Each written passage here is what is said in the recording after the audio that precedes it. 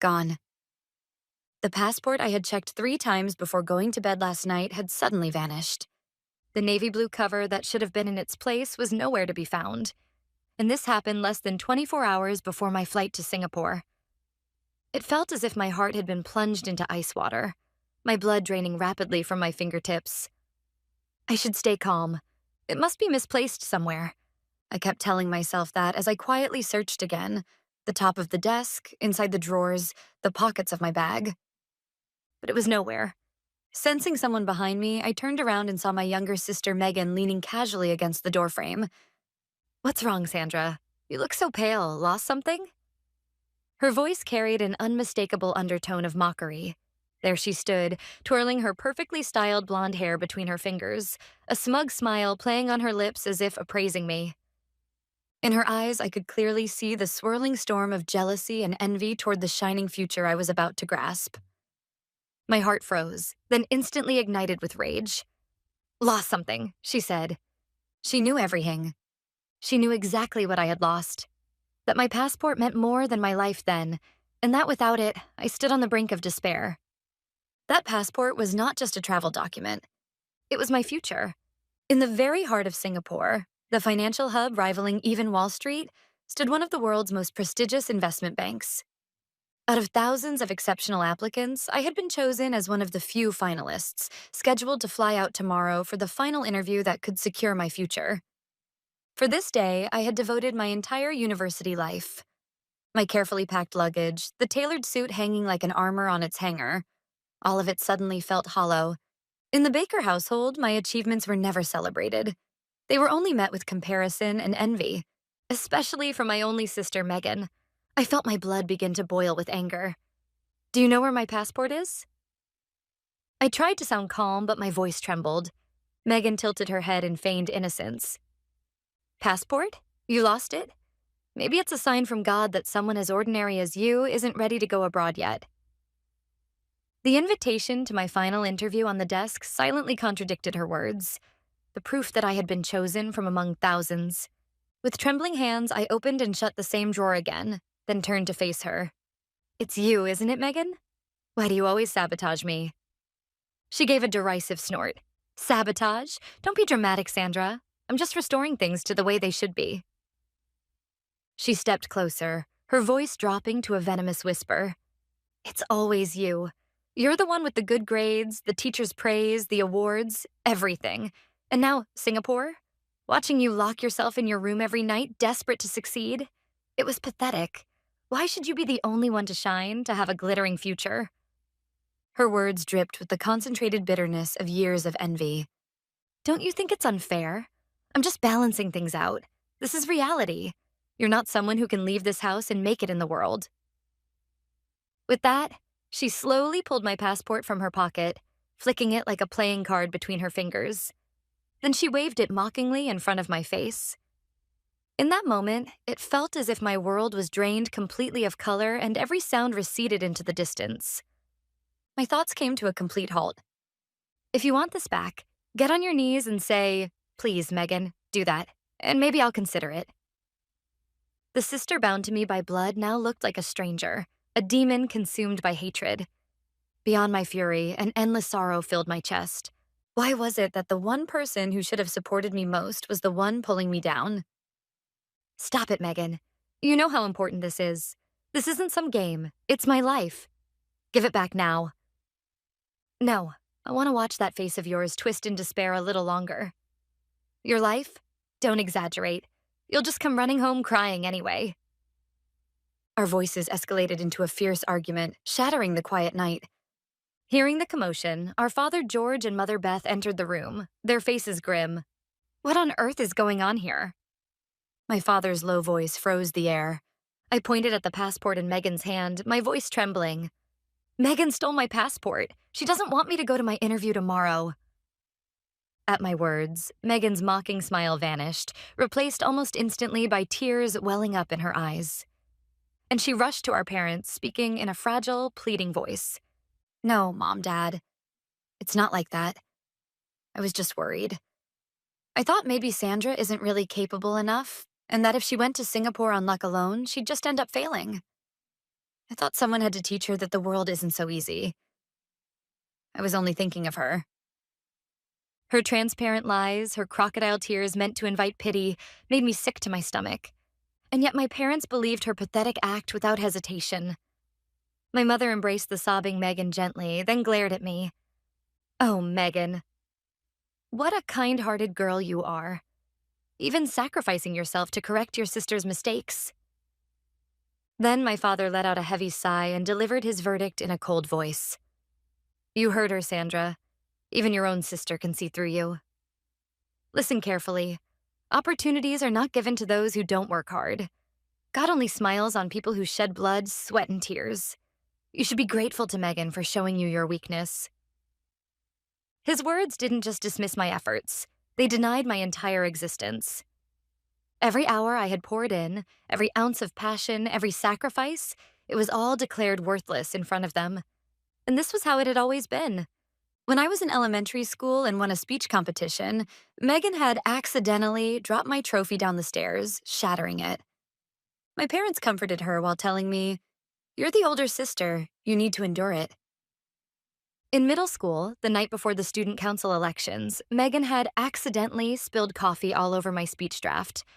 I stayed up all night rewriting it and still won, but my parents only said, "Thanks to Megan, you wrote an even better version." No matter how hard I worked, my efforts were dismissed as expected. And when Megan sabotaged me, she was always praised. In this house, my work, my sacrifices, my achievements had no value. Those memories rising up made it painfully clear how hollow my father's words were. This was not about effort. It was simply that I was not loved. That was the only truth. And to prove it further, my father extended his hand toward the triumphant Megan and said, "Give it here, Megan." Megan, perfectly playing the role of the obedient and selfless younger sister, handed him my passport. He snatched it, turned back to me, and declared as though it were his right. "I'll hold on to this until you abandon your foolish ideas. This isn't punishment. It's parental love guiding you onto the right path."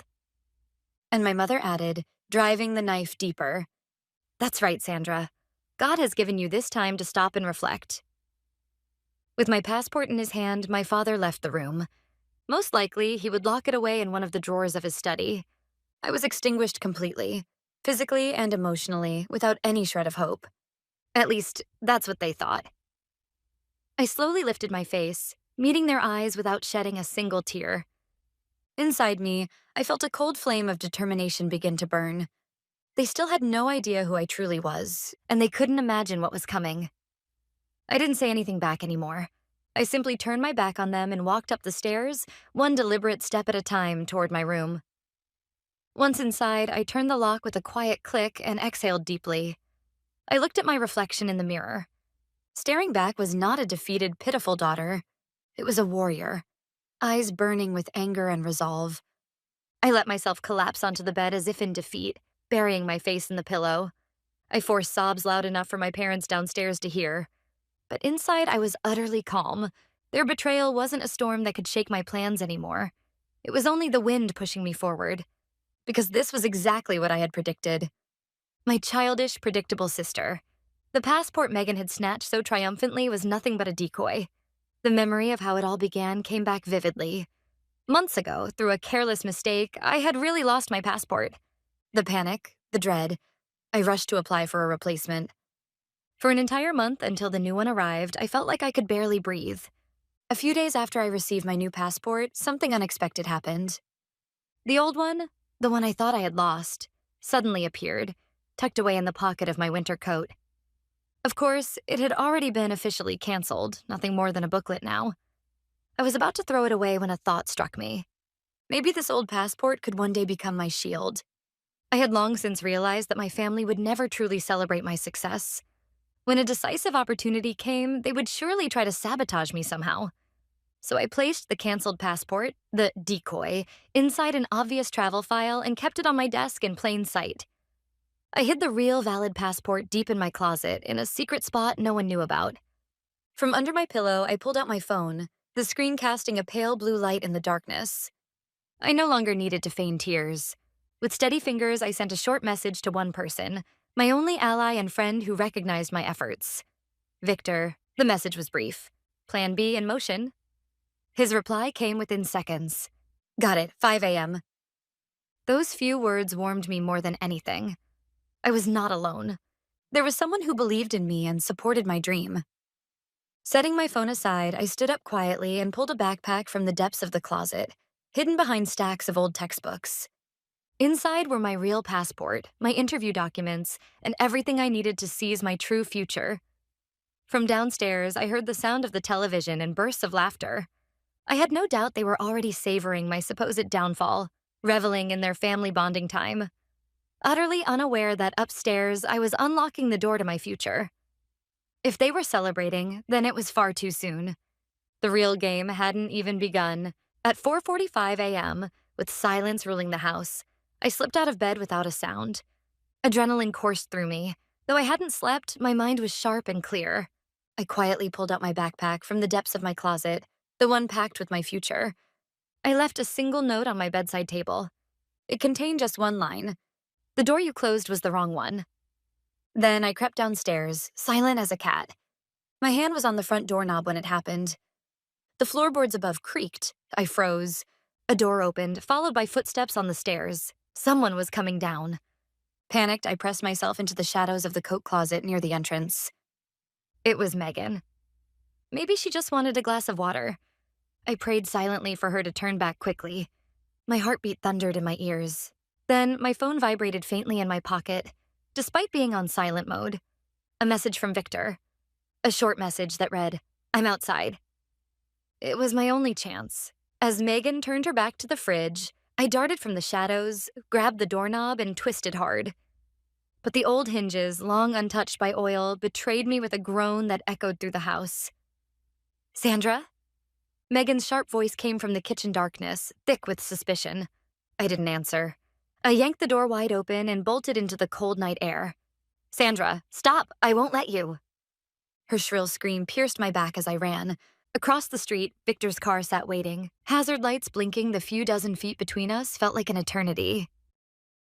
I threw myself into the passenger seat, slammed the door, and shouted, "Go, Victor! Now!"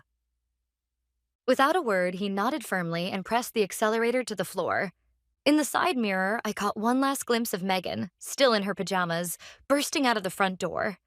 She chased me barefoot halfway down the driveway before stopping, standing frozen in place. From the car window, she looked strangely small. "You did it, Sandra," Victor said at last as we sped toward the highway entrance. His voice carried both worry and excitement. "Yes, thank you, Victor. Without you, Don't say it." He cut me off. "We're friends. What matters now is the real battle. You go get that offer, promise me." I nodded at his powerful words. When the lights of the airport departure hall came into view, I felt as though my entire past life was already receding into a nightmare. Every step through security, every stride toward the boarding gate felt like breaking another chain from the past. The real passport passed through the gate without a single issue. From the airplane window, the sky before dawn was slowly lightening. Then, with the soft lift of the aircraft, the small-town lights that had bound me disappeared in an instant. I was no longer my family's burden. I was the master of my own life, forging my own path. Beneath the skies of Singapore, I knew a new version of me would be born. Singapore welcomed me with overwhelming energy and light, like a city of the future. From the taxi window on the way to the financial district, every building, every neon glow felt like the brilliant opening chapter of my new life. To my own surprise, I was calm during the final interview. The insults my father, mother, and Megan had hurled at me were no longer curses. They had become fuel, sharpening me, driving me forward. Clad in the armor of confidence forged from years of effort and knowledge, I gave the interviewers everything I had. Right afterward, I boarded a flight to the U.S. I had no intention of ever returning to that house. Since the night I escaped, I had ignored every ringing phone call and flood of messages from my family. When I returned, it was Victor's family who welcomed me warmly, taking me in as I waited for the outcome. And 1 week later, as I sat on Victor's couch, an email arrived on my phone. The subject line read, "Offer of employment." The moment I saw those words, I clutched Victor tightly and let silent tears fall. But they were not tears of grief or regret. They were tears of pride and joy, for fighting alone and for opening the door to my future with my own hands. The next few months passed in a blur. applying for my work visa, preparing mountains of paperwork, searching for an apartment in Singapore. I handled it all on my own, with Victor's unwavering support. And then, finally, the day came when everything was ready. I stood at the airport again, this time holding a one-way ticket. There would be no return.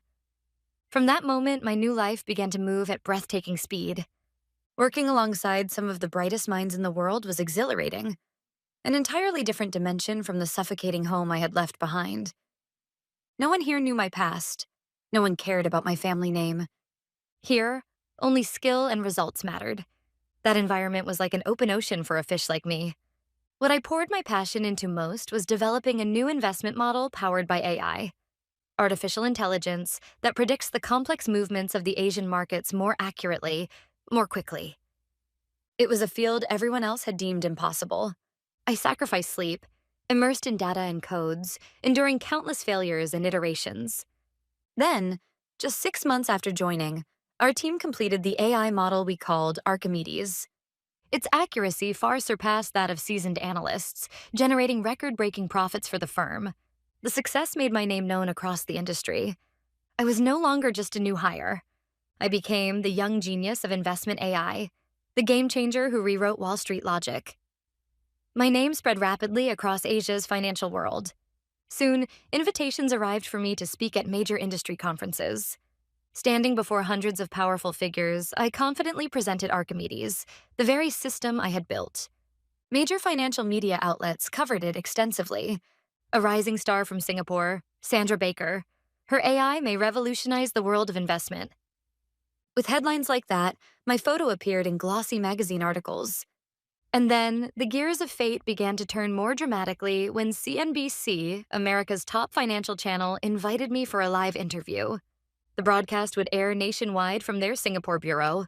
Standing before the cameras, I couldn't help but briefly think of home. Was my father reclining in his chair, my mother reading a book, and Megan still in her small world, waiting for the day I would fail and come crawling back in disgrace? The anchor smiled warmly at me and asked, "Miss Baker, you truly embody the American dream. Surely your incredible success was made possible by the wonderful support of your family?" That question was like a trigger, pressing down on a time bomb buried deep in my heart. I paused for a moment.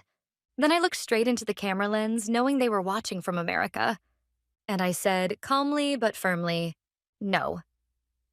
To be honest, it was the opposite. On the night before my departure to Singapore, my sister stole my passport, and my parents condemned my years of hard work as nothing more than luck and indulgence. I could feel the studio freeze around me, but I didn't stop. However, I continued, I do have another family. My closest friend and his family believed in me, took me in when I had nowhere else to go, and supported me unconditionally. Victor, without you and your family, I would not be standing here today. Let me take this moment to thank you with all my heart. I looked into the camera and expressed my gratitude. So, my story isn't just about a girl whose dreams were never supported. It's about how I was saved by a bond that went beyond blood, and how I found the strength to fly on my own. My confession, carried live on air, would cross the Atlantic and reach directly into that house I had escaped. Like a stone cast into still water, my words rippled outward instantly. The moment the broadcast ended, headlines exploded. In an exclusive CNBC interview, a young genius reveals sabotage by her own family. News outlets across the globe carried the story. It wasn't just local reporters who took interest. National media devoured the Cinderella story with a dark underside. Journalists dug relentlessly into my past, uncovering one fact after another. First, they proved that my achievements had never been just luck. Salutatorian at my high school, multiple academic awards, and a full merit scholarship in college. Concrete records of years of effort appeared in print. Side by side, the press exposed the blatant favoritism in my family. When I won national competitions, my parents didn't bother to attend. Yet when Megan got a minor part in a school play, they bragged to every relative. Through testimonies from relatives and former teachers, the truth emerged.